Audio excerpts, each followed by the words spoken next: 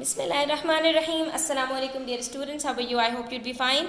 New syllabus Oxford Primary Mathematics chapter number 4 fractions के साथ मैं हाजिर हूँ.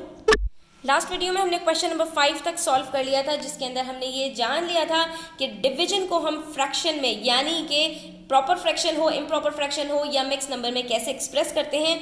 आज हम बात करने वाले हैं कि डिवीजन को हम डेसिमल में किस तरह से एक्सप्रेस करते हैं, यानी कि पॉइंट्स में हम किस तरह से लेकर जाते हैं. तो बच्चों बहुत ही सिंपल मेथड है, आपने बस 2-3 चीज़ों को अपने जहन में रखना है और आप आसानी के साथ इस क्वेश्चन को सॉल्व कर पाएंगे. तो हम स्टार्ट करते हैं. सबसे पहले हम यहाँ पर देखेंगे कि यहाँ पर हमें नंबर क्या दिया हुआ है. तो डिवीजन में हमें दिया गया है कि 2 को डिवाइड करना है 5 से, यानी 2 चॉकलेट्स हैं, 5 बच्चों में आपने डिवाइड करनी है.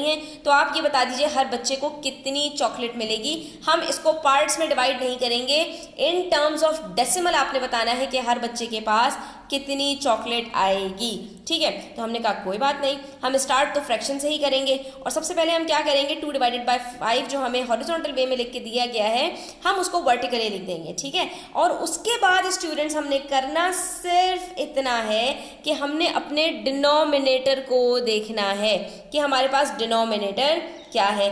अब जो भी हमारे पास डिनोमिनेटर होगा इसको हम कोशिश करेंगे या तो ये 10 में कन्वर्ट हो जाए, या ये 100 में कन्वर्ट हो जाए, और या ये 1000 में कन्वर्ट हो जाए. इससे ऊपर हमें जाने की ज़रूरत नहीं पड़ेगी. ठीक है, तो अब यहाँ पर आप मुझे देखकर बता सकते हो बच्चों कि 5 को 10 में कन्वर्ट करना कुछ भी मुश्किल नहीं. अगर 10 में कन्वर्ट हो जाता है तो 100 और 1000 को भूल जाओ. ठीक है, आपने सबसे पहले ये देखना है कि क्या ये नंबर 10 में कन्वर्ट हो सकता है. तो हमने कहा जी हाँ, 5 को आप सिंपली 2 से मल्टीप्लाई कर दीजिए, ये 10 बन जाएगा. तो हमने कहा ठीक है, हम इसको अकेले मल्टीप्लाई नहीं करेंगे, हम न्यूमरेटर को भी इसी नंबर से मल्टीप्लाई करेंगे. तो ये हमारा 2/5 अब क्या बन जाएगा बच्चों, 2 2s are 4, 5 2s are 10. तो ये हमारे पास आंसर आ गया 4/10. और जैसे ही हमारे पास डिनोमिनेटर में बच्चों 10 आ जाए, 100 आ जाए, 1000 आ जाए, यानी 1 के साथ जो जीरोस वाली नंबर्स होते हैं, इस तरह का कोई भी नंबर हमारे पास आ जाए, तो ऐसे नंबर को डेसिमल में चेंज करना कुछ भी मुश्किल बात नहीं है. इसीलिए पहले स्टेप के अंदर हमें डिनोमिनेटर को इनमें से किसी एक नंबर में कन्वर्ट करना होता है. ठीक है, उसके लिए बस आपको टेबल्स आने चाहिए. अब यहाँ पर जैसे ही हमने इसको 10 में कन्वर्ट किया, हम क्या करेंगे, 4 को डिवाइड करना है 10 से, हमें कोई इन सब झंझट में पड़ने की ज़रूरत नहीं. हम कहेंगे भाई यहाँ से 0 काटिए, डेसिमल अगर नज़र नहीं आता तो डेसिमल आखिर में होता है, और जैसे ही नीचे से एक 0 कटता है, जो डेसिमल हमें ऊपर आखिर में नज़र आ रहा होता है, ये एक डिजिट पीछे चला जाता है. तो हम कहेंगे अच्छा, इसका मतलब है ये 0.4 हो गया. 0.4 नहीं हो गया, पॉइंट से पहले अगर कोई नंबर नहीं होता तो वहाँ पर एक 0 आ जाता है. और इस तरह से हमारा ये 2 स्टेप्स के अंदर आंसर आ गया. कितना सिंपल था स्टूडेंट्स, हमने सिर्फ 5 को कन्वर्ट किया है 10 में, और जैसे ही 10 में आ गया तो हमने डेसिमल को 0 को काट के डेसिमल को एक डिजिट आगे कर दिया और आंसर आ गया हमारा 0.4. तो हमने कहा कि भाई हर बच्चे को 0.4 केक्स मिलेंगे. ठीक है,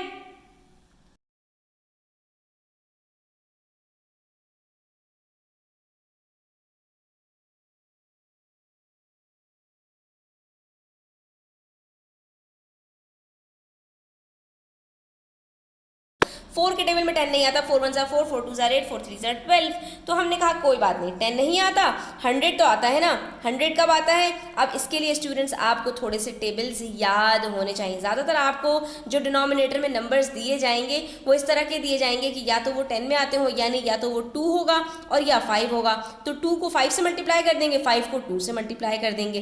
लेकिन अगर ऐसा नहीं होगा तो फिर आपके पास ऐसा नंबर होगा जो 100 के टेबल में आता हो, यानी या तो आपके पास 4 होगा, या आपके पास 10 होगा, या आपके पास 20 होगा. इस तरह के नंबर्स होंगे जो कि आपके पास, या 50 होगा. ये सारे नंबर्स आपके पास 100 के टेबल में, इनके टेबल में 100 आता है.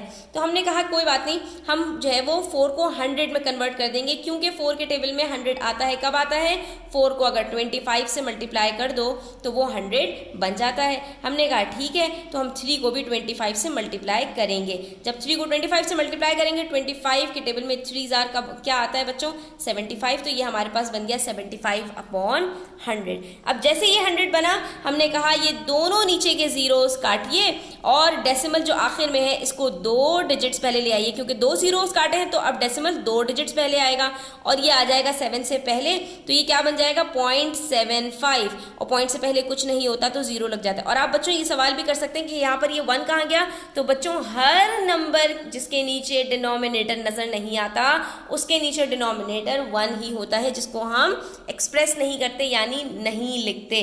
तो ये हमारे पास इस तरह से 0.75 आंसर आ चुका है। बिल्कुल इसी तरह से यहाँ पर ये देखिए क्वेश्चन नंबर 8 के अंदर कि हमने यहाँ पर इसको 1 को डिवाइड करना है 8 से। अब हम कहेंगे अच्छा भाई अब 8 तो ऐसा नंबर आ गया हमारे पास कि 8 के टेबल में ना तो 10 आता है ना 100 आता है, तो कोई बात नहीं, बस आपने इतना याद कर लेना है कि 8 के टेबल में 1000 आता है। और कब आता है, 8 को अगर मैं 125 से मल्टीप्लाई कर दूँ, 8 को अगर मैं 125 से मल्टीप्लाई कर दूँ तो मेरे पास वो 1000 बन जाता है। ठीक है, तो मैंने सिंपली क्या किया, इसको 125 से मल्टीप्लाई किया तो ऊपर भी मुझे 125 से मल्टीप्लाई करना पड़ा, और ये 1 को तो जिस नंबर से भी मल्टीप्लाई करो वही आंसर आता है। नीचे मेरे पास 1000 आ गया।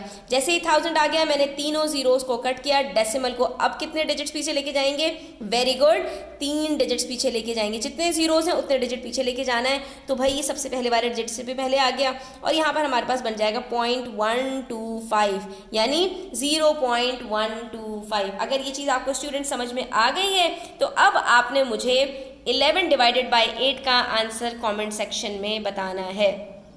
आई होप स्टूडेंट्स कि आपको क्लियर हुआ होगा। स्टिल कोई भी क्वेश्चंस हो आप मुझसे पूछ सकते हैं और अपने फ्रेंड्स के साथ इस तरह की वीडियोस को शेयर किया करें ताकि इससे आपके फ्रेंड्स को भी फ़ायदा हो और हमें भी इससे खुशी मिलती है।